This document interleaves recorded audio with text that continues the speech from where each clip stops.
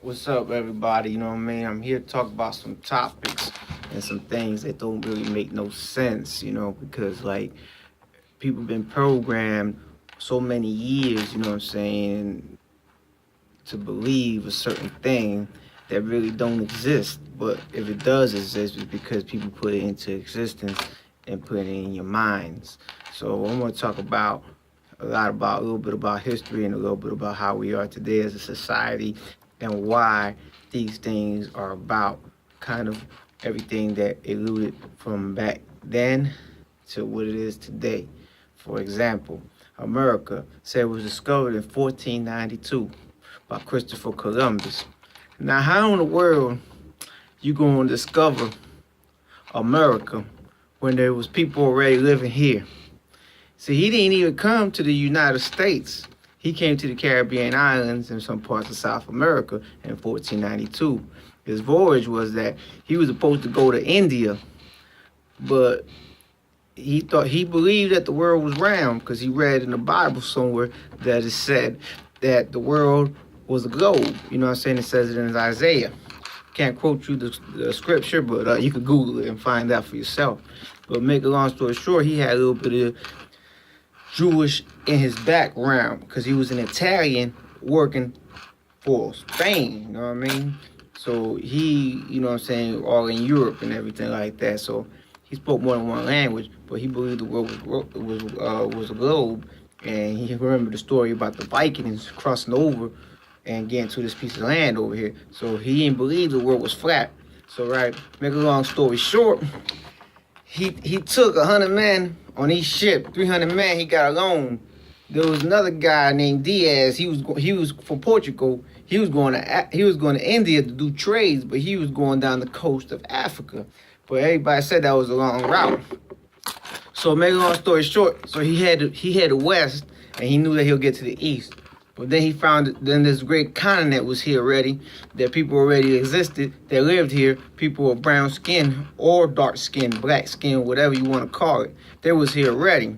So when he got to, islands of Dominican Republic in 1492, you know what I'm saying, which was known as the Hispaniola, which is Dominican Republic, and Haiti is the island's actual name, is Hispaniola. So he got there. He saw brown skinned people. He said, damn, we're in India now. We finally made it because they thought they were going to die. You know the story. And when he got there, he called them people Indians. But they weren't from India. They're not in India. So how are you going to call them Indians? So it's look with the name, you know what I'm saying? When you hear about cowboys and Indians, and you got motorcycles named after Indians and baseball teams and all kinds of stuff called Indians.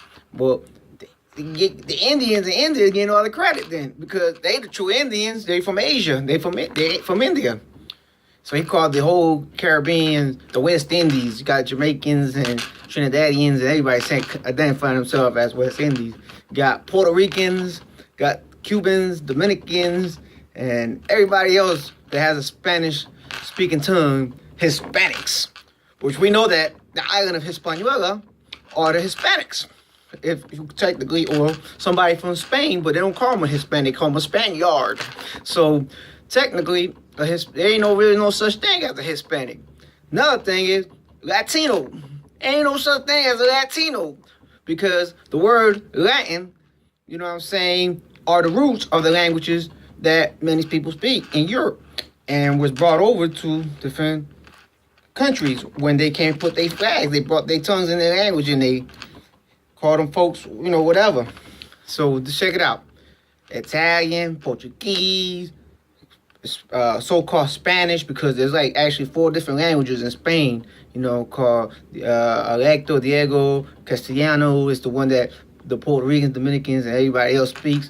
It's called Castellano. You know what I mean? The proper name for it. But anyway, that's another topic. So English is also Latin.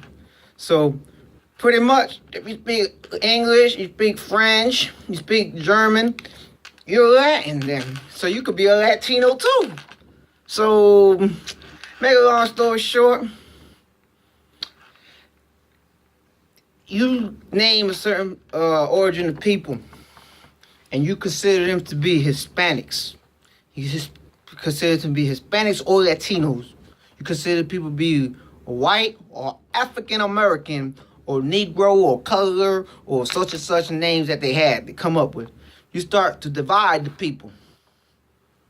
You call people from North America, the original people of this land, the Native Americans, right? You call them Indians. But they're not Indians. They're not from India. If you look at an Indian from India, and you look at a Native American, they don't look the same. They might have the same skin color, brown, black, whatever. Everybody got melanin in their skin, but the European people, the Caucasians, they lost their skin color. They also evolved from the cradle of life. Ain't no more in detail to go where that's from, because we all know that if you have an alert mind. So let's get together as a unity, as one people, and stop dividing ourselves because of the ignorance and because of what they tell us that you are in this category, what the census wants to say you are. Understand? We are a human being. We're melanized people. If you're Puerto Rican, you're Dominican, you're Cuban, you're whatever. Stop being prejudiced against Dominicans versus Puerto Ricans. What kind of bull crap is that? You know what I'm saying? Both eat rice and beans, arroz con gandules, and just name some foods different, mofongo and mangu, whatever. You know what I'm saying? Got a few different names for a few different plates. Big deal. You know what I'm saying?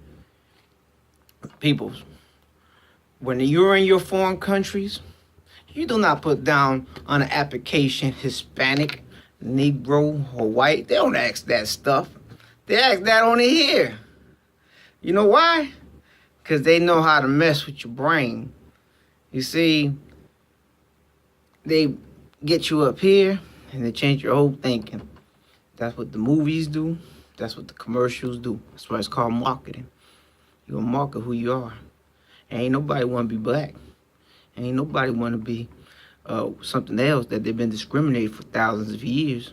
You see people right now changing their skin complexions, lightening up, and all this other stuff, bleaching skin, relaxers, and all kinds of things. You know what I mean? Me, you know what I'm saying? People look at me, they might mistake me for a Caucasian, but I ain't got a mother or a father who was Caucasian. But who knows what the hell what my ancestors was a million years ago? Shoot, you know what I'm saying? I know I'm mixed, you know, but I ain't gonna get into detail from it. I read one time, if you got one drop of black in you, you're fully black. So all these people saying they biracial and all this stuff, they're confused. You start naming yourself after a country or a nation, and you say that's what you are. But the reality of it is, you just putting boundaries and limits on expectations on what, you know, what you really ain't. You're not that. So this could be a whole lot of runaround topics. I'm going to let you decide what you want to think about what I just said. Everybody got their own opinions. Ain't nobody wrong with it. But I know that if you deep and you study the words and what they mean, they don't mean what they say they mean. So that's all I got to say. Peace.